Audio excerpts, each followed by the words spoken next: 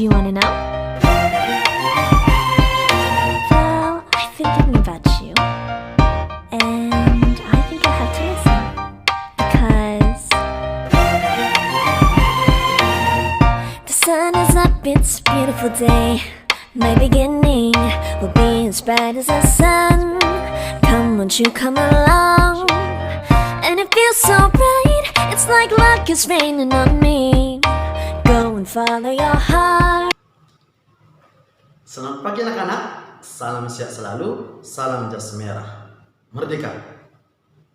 Minggu yang lalu Bapak telah menjelaskan hubungan manusia dengan sejarah, yang dimana artinya hubungan manusia dengan sejarah itu sangat-sangat erat, tidak bisa dipisahkan. Oleh karena itu, sejarah dikatakan sebagai subjek, manusia dikatakan sebagai objek. Paham sampai di sini anak ya? Masuk materi kita, sejarah sebagai ilmu. Perlu kamu ketahui anakku, bahwa sejarah itu dikatakan sebagai ilmu disiplin. Kata modern ini berawal atau lahir pada abad 19 bersama gerakan spesialisasi ilmu sosial lainnya. Sebelum abad 19 anakku, penulisan sejarah ini ditekankan pada unsur estetika atau seni yang bernuansa romantisme.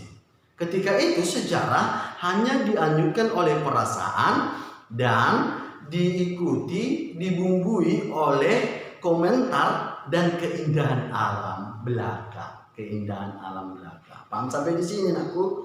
Baik, masuk kita sejarah sebagai ilmu. Sejarah anakku mulai ditulis pada zaman Yunani dan Romawi, ya.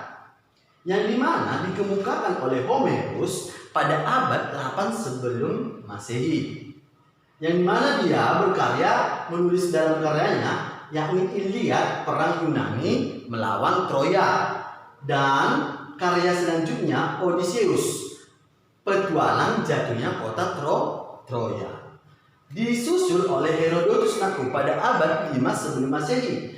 Dia menulis dalam karyanya History of the Persian Wars atau sejarah perang-perang Asia. Akan tetapi penulisan yang dilakukan oleh Herodotus belum dikatakan sebagai ilmu sejarahnya.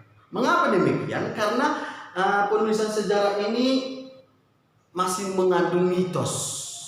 Kebenarannya belum pasti gitu ya. Masih bersifat mitos. Paham sampai di sini nakku? Baik, masuk kita sejarah kritis.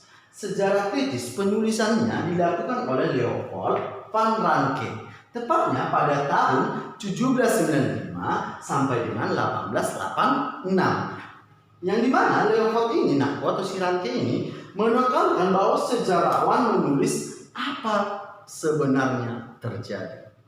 Oke, selanjutnya sejarah baru atau sekarang yang dikemukakan oleh James Harvey Robinson, tepatnya 1863 sampai dengan tahun 1936.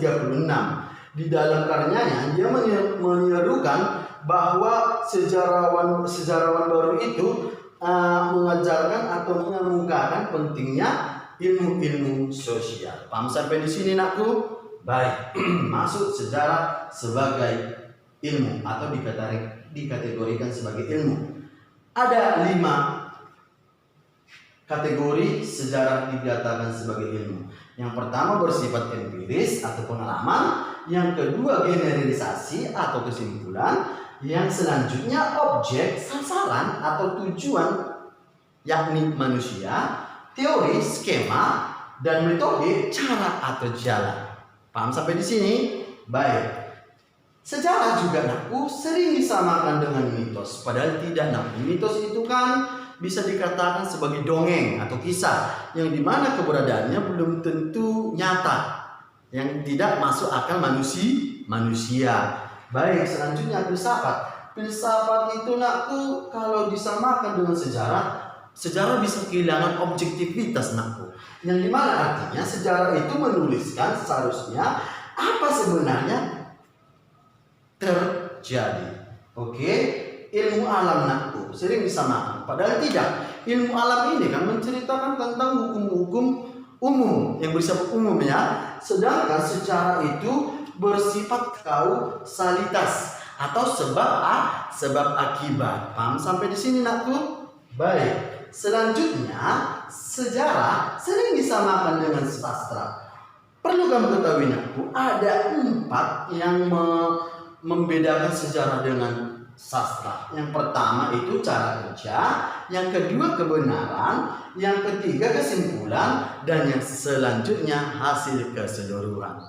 Paham sampai di sini nakku ya?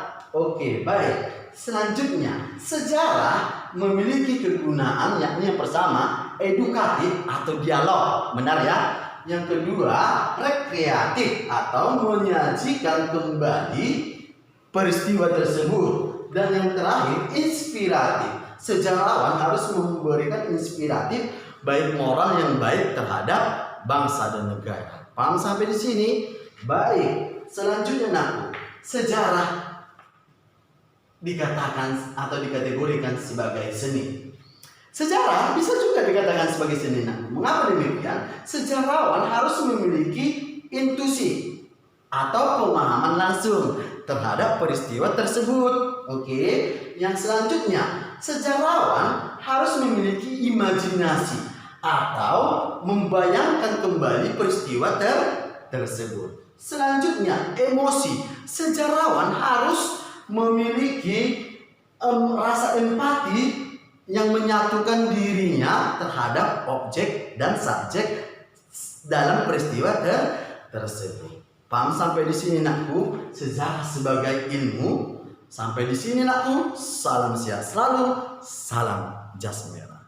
Merdeka.